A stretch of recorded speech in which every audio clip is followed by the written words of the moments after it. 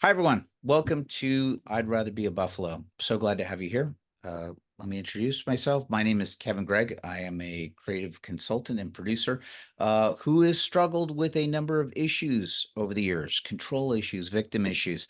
I've had freedom from alcohol for over 10 years, and I did a lot of that through recovery and therapy and program, and most especially with Christ's help. That's me. Who are you, Doug? Yeah. I am Doug Riggle. I am a change management professional by trade. And then I moonlight at night working on writing books and sharing with people how I have worked through my life, learning to depend on God and learning to overcome trials of life by hitting them head on and really embracing whatever comes at me with as much grace and love as I possibly can through my Lord Jesus Christ. Amen. Well, that's exactly what we do here on I'd Rather Be a Buffalo. We help you get through life storms with Christ's help, getting through those storms, deepening your relationship with God, and ultimately trying to figure out what direction and purpose God is calling you towards.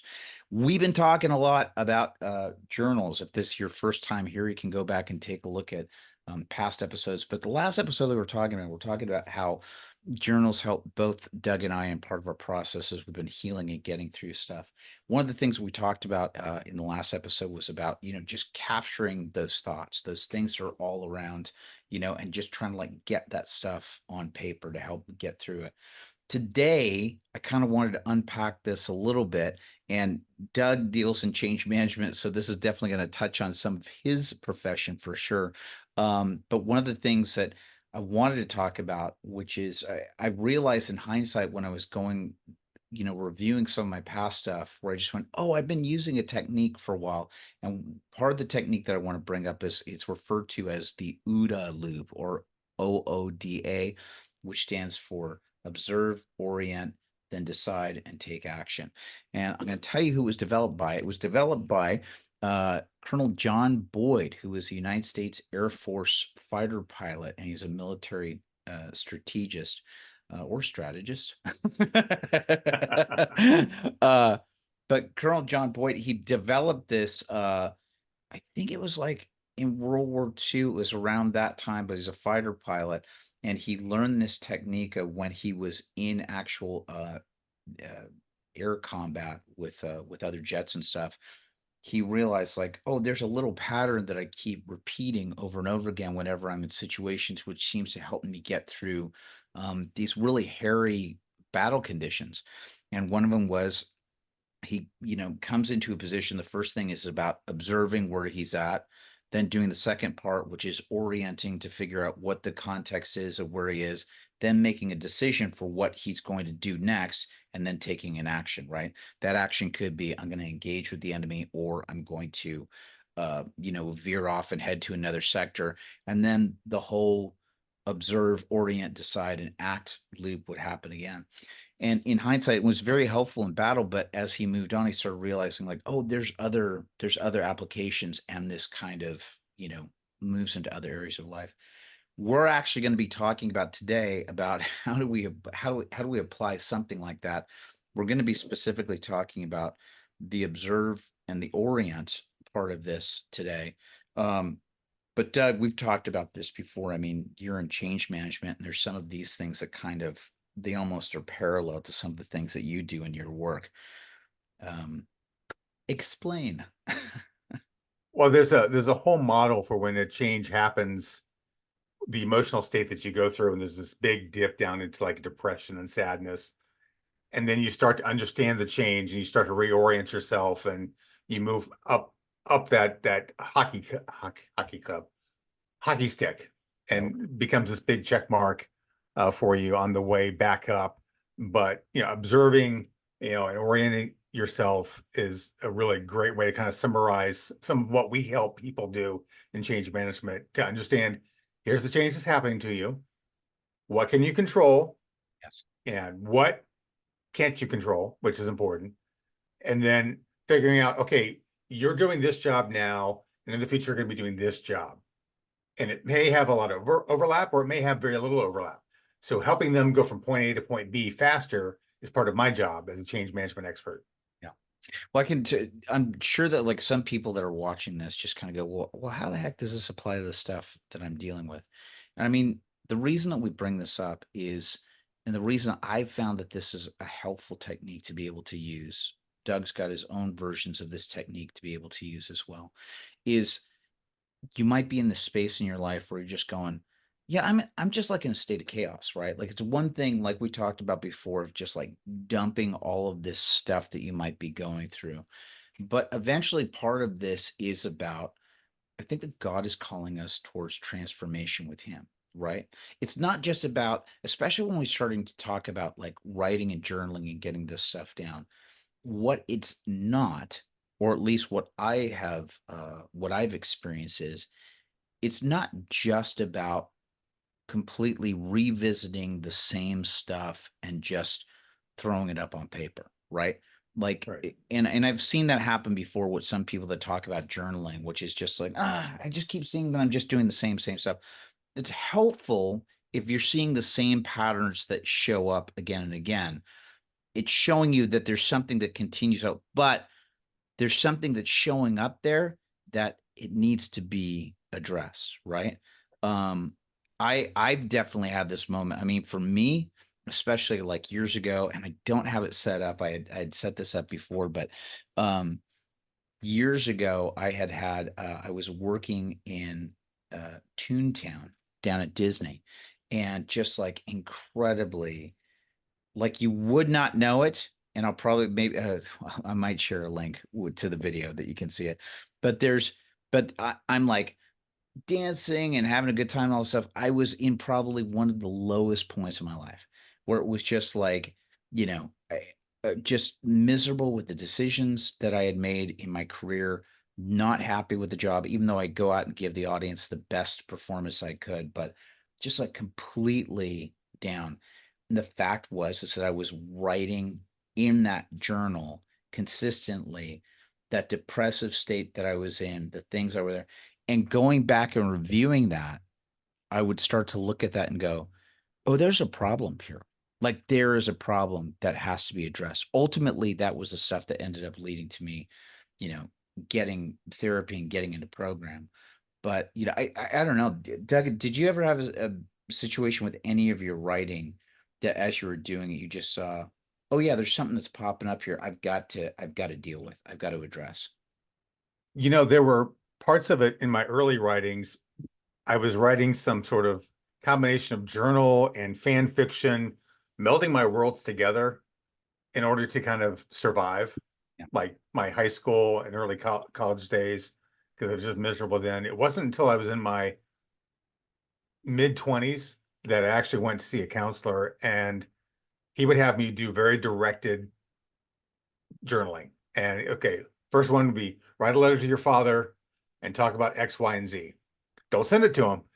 Yeah, Right. this is like don't send it to him. But this is, write it out and then we'll revisit it next week. And after weeks of doing this and talking about different things, and then I started seeing patterns emerge. Patterns the way that I would respond or not respond in many cases, and just kind of either deflect or push down what was going on. Um, and it just became a way of me, okay, I've got to write something to a person. Even some of his ideas sounded weird to me, like write a letter to your biological mother, whom I'd never met at that point, didn't know her name or anything, and tell her how you feel. I'm like, how do I feel about someone I've never met? I don't know them. Yeah. Right. But as we're talking about this, and like feelings of abandonment start coming up and things like that that I was dealing with, that I just kind of pushed aside. I Right. knew I had feelings of abandonment, but I didn't know where they came from. So Right. I started really diving deep with these targeted, very specific writing assignments. Yes. Well, I think that all of this dovetails like specifically into like this observe part of what we're talking about with that OODA loop, right? It's like all of a sudden you have to have this moment of just like, and what are you doing when you're observing? I'm actually just going to refer to my notes right here. What you're literally doing here, this is part of the definition that I got from that OODA loop. You're literally filtering all available information, right? And this stage usually involves gathering information and ensuring that you have the means to do so effectively, right? So you're like gathering all of this stuff that's there. like kind of going, all right, what's going on? What's my circumstances? What's all the information? And part of this for me, and it will probably be for those people that are watching this or listening to this, I think a part of that observe cycle is going, it ties in with your feelings, right? Mm, Part of it's about your feelings or what your set of circumstances are, right? Like, why am I feeling this way? What's going on, right? And you'll see that the observe part and the orientation part kind of meld together a little bit.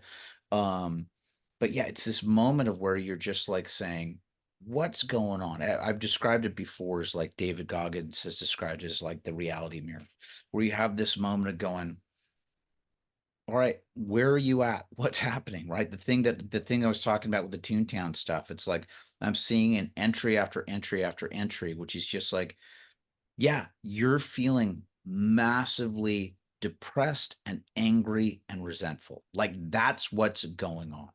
This anger and depression is coming up for you, and you're using food and booze and all of this other stuff. Um, yeah, and it's just like you're just like taking in all the information that's available there. There's actually a story which I'll share here, which helps out with the observe and orient stuff. And I just remembered, like, oh my gosh, I had done a version of this all the way back when I was like 11 or 12 and didn't even realize this. When I was about 11, there were some challenges that was going on with my dad's work and also with some transitions that were having happening with schooling. And I just started putting on weight. Like I was reaching for, as 11 or 12, I was just, there was a lot of pressure that was going on with school, with some of my teachers. I remember specifically one of my teachers was like, God bless her, man. I'm sure it was good intention, but not well delivered. I remember studying my butt off. I was a very good student, but I remember like studying my butt off and getting like the tests and the quizzes and all that stuff in. And I remember getting A's on all that stuff. And when the first quarter report card came up, I had straight B's, like all the way down. And like to the point where my parents were like going, well, you must have done something wrong. When my dad went in for the parent teacher conference, the teacher said, well, I only give A's for going above and beyond. So if you do the extra credit, that's what would mm. give you say. Well, here's the thing. And I remember talking to my therapist about this once, where he just kind of went, yeah, that doesn't seem fair, does it? It doesn't seem fair. It's like, oh, here's this hidden, right? I mean, she'd throw it out there where you could do extra credit stuff, but she never said like, in order to get A's in the class, you must do the extra credit, right? So instead, it was a hidden agenda. So here I was dealing with added pressure in sixth grade, and then seventh grade just got like even worse with kind of a very overbearing teacher that we had. But this was going on. Troubles were happening with my dad's work at the time. There were a ton of layoffs and stuff that were happening in companies like in the mid 80s. My Mm. dad's company got affected by it, and in order to like ride it out, he had to like start taking traveling work, so he was like gone a lot more, right? Which put stress on my mom and the family and what we were doing with. And so during that period of time, man, I was feeling all of this added pressure. And what I love to do as a kid, right? You start grabbing those chips, candy, soda, right? It just kind of gives you like that immediate, like, oh, this tastes good and feels good. And well, unfortunately, what ended up happening over time, I started putting on weight. Like I started Mm. like really, really getting chunky and chubby. And all of a sudden it was like starting, and it's not like kids are nice, right? No, Like no. all of a sudden, kids started pointing out that I was chunky or chubby or the fat kid or all this stuff. I tell you, man, it was like blood in the water for sharks, man. There was like a couple of guys who were just like whoop, right, go right in. And and for me, so this observe and orient part that happened for me back then was like, yeah, I'm feeling all of this pressure. I'm feeling all this pressure. I don't feel good. Oh, I'm going to start grabbing snacks to start eat. And then next thing you know, I'm not fitting in my clothes, and it's causing other kids to start to bully and harass me, right? And sort of having this moment of realizing like, oh, all of this is even now just making it worse, right? It's like Right. I thought I already had a bad situation, and now it's just gotten like tenfold, because there's emotions and you're going through hormones and you like girls, but you can't do anything because you just feel like, you're getting absolutely shamed by people and oh gosh, terrible. But like realizing in that moment, because there was stuff that I'll share with on the next episode, but it ended up leading to decision stuff where you finally get to a point like going, you know what? This isn't worth it. Something's got to change, right? But those first two parts of it were like realizing like, oh, I'm in a really, really bad situation. I'm using food to kind of comfort me, but that's also not helping me. And it's causing more, basically, for lack of a better word, more evilness to be attracted to Mhm. me. And something's not working. Same thing with what I was dealing with the Toontown stuff, right? When I'm working there and doing the stuff and just going, yeah, you're doing this show and everything like that, but what's coming out on this paper and how you're feeling and how you're dealing with this stuff, it's not helping you. As a matter of fact, it's causing like this really bitter, resentful, angry, churning machine that's happening in you. That's not good for me, was not good for my family, my relationship with Kate, like not good at all. So, thoughts for you that come up with all that? It kind of reminds me of what was ago, a year and a half ago in December when I was told I have cancer, and they didn't know the specific kind yet. And of course, your emotions are like all over the place because growing up, anytime the word cancer was mentioned in my family, my mom would just break down in tears Yeah, right. because it used to be an automatic death sentence, and Right. she went through it several times in her life of getting it and getting healed from it. Um, but then after the wave of emotions, then it's like, what can I do? What can I control? Got to take a look around my world. I can control my diet and my exercise and my attitude. That's about it. Yeah. And I just like, okay. And I dropped 50 pounds in the month of December. I'm sure I was a bit of a shock at Christmas time when my family saw me because I had just moved to South Carolina. Now I'm going through this by myself, by and large. Um, and it was just like, all right, what can I do? What can I do? And I can't heal myself, but I can control what goes in my body Yes. and what I do to exercise. Yeah. It's it's crazy. I mean, just having those moments of those eye-opening moments that go, okay, yeah, I'm in a situation that's not helping me at all. Or there's something like, and again, to your point as well, some of these things are from outside forces that you Right. have no control over. No. But there's something with that version of the observing the orientation which helps too, right? Of like really taking that moment of just kind of going, okay, this is where I am, and talk about orienting yourself, right? Like this is where I am.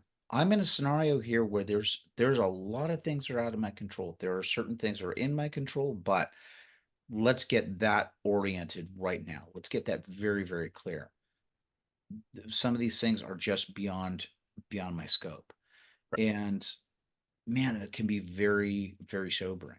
And again, it's like this reality check that happens inside of you. And honestly, I think that these two things that we're talking about specifically, and that stuff of why I think it's so important to be able to capture it somewhere where you're reviewing it, right? Or at least getting it out, because it gives you an insight in terms of what's going on in your heart and in your mind, right? Of where your heart and your mind are at. And seeing that stuff captured down on paper is a really good way to go. Got it. Because we also play. I mean, how many times do we play those games with ourselves of going, "I'm good, I'm fine," and it's not to get into a cycle of always being in a not being Pollyannish, right? Or Right. not being a complete stoic to where you're going, I'm dealing with this stuff, or also not going, over the top where all you are is just a blubbering, flowing mess of emotions. That's not going to help you either. But to have this stuff that's being captured down on paper to where you can look at it, and you also know what your state of mind is as you're writing it. No, I've had stuff, and again, I think that that's been the big wake up for me, because it's very easy for me to get that stuff down and then go on, and then next thing you know, like things happen in your day, or your frame of mind changes, or you're just, you're going about and things seem hunky dory. But if you're not addressing these situations, they're going to keep popping up again and again and again, right? And that's why I think it's important to be able to go back and be able to go, especially if you're in the season going like, why am I not? Why does this keep happening for me? What's going on? Why am I stuck? Why is that? You're looking back on that paper or on that journal or wherever you keep it. Next thing you know, you're looking at it and going, wait a minute. Something's happening here. Like there's a correlation with some stuff. And I always refer to it as spiritual detective work or spiritual investigation, where you're really doing that. You're doing that looking and going, what's going on here? Let's excavate. Let's do some spiritual archaeology and figure out what's behind all of this. You know, other thoughts for you on that? I just kind of mulling through my mind of just the different situations that have presented themselves to me over the years, and the times I've taken the time to write things down, the times I've used, instead of writing down, praying it out, which has a lot of the same effect. But the writing down is such a critical point that I sometimes overlook, um, because I've had such a good memory over the years. Of Now course. I've got a little bit of chemo brain. I'm like, I kind of need to write stuff down these days. You'll see my desktop looks nice from behind, pretty much. In front of me, there are like sticky notes and a big whiteboard with stuff everywhere on it, and that's how I maintain order, through writing things down. But the process of writing in my daily life, and I've used it through social media as well, it's just been a good way to, like, what am I dealing with in the moment? And because I think a large part of what I dealt with after my initial diagnosis with the cancer was in making everyone else around me comfortable with what I'm going through, Mm-hmm. and writing down some of the frustrations of that. Because for the first time in my family history, I need the family to support me, but I'm still supporting them. Yeah. And little frustration comes out there once in a while. But God has given me the provision to continue on and still support them and not worry about me, because He's got me covered. But it would still be nice to have a little bit more support than I get sometimes. Sure. But again, I'm not whining about it or anything, because I know God's got my back. But it's just a matter of, I have, from what the doctors tell me, a limited lifespan now. And I'm trying to maximize that time in good, healthy ways. It would be nice if others would, in return, maximize their time with me. Sure.